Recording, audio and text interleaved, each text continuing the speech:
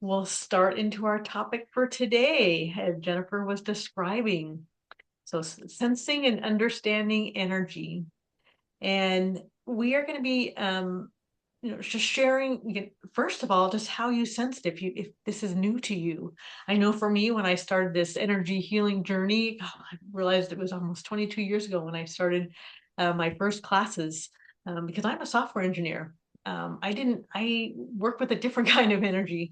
And I didn't realize that you can feel that flow of energy. You can talk to it. You can interact with it. You can see how it moves. And I know that a lot of our listeners here today aren't going to realize that either. So this episode is really about starting from the beginning, what energy concepts are about, how you sense them, how you feel them, how you work with them. And you know what? These aren't abstract ideas. They're really tangible forces, and they shape how you feel, how you respond to life, and how you're connected to yourself and to others. So Jennifer, take it from here. Absolutely. Absolutely. And you know what? Watching this episode is going to help you understand the concepts and the exercises of everything that follows. Understanding energy, the concept is not new.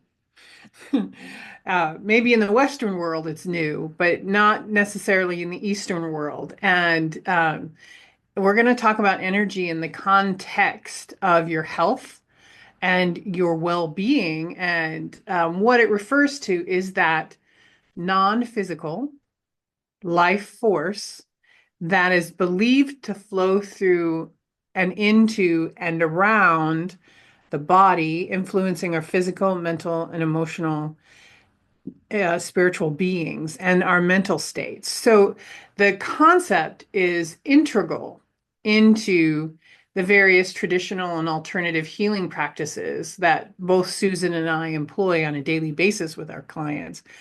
And each one has its own terminology, and one is not necessarily better than the other. We're just going to talk about some key aspects of this energy. And for me, this life force energy, it's often referred to in traditional Chinese medicine as qi or ki.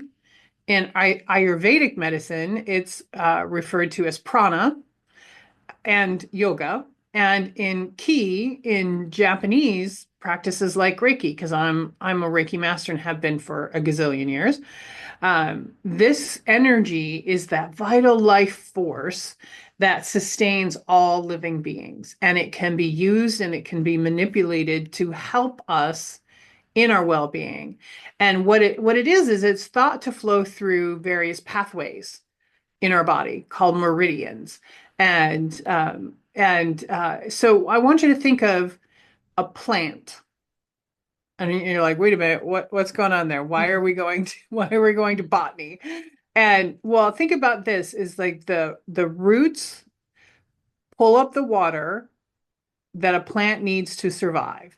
And that goes through very specific pathways to get the water from the root or energy, think of it as energy, to the top of the plant to sustain its life. And so that concept, that is very easy to understand, especially if you have trees or any plants in your yard, or in your apartment, to understand that we all need that life force energy. And in this analogy, it's water. So it's essential for maintaining its vitality. Susan, what's next? The next concept is just energy balance and flow. And I work a lot with the physical body and a lot of healing traditions. There is just a balanced flow of energy.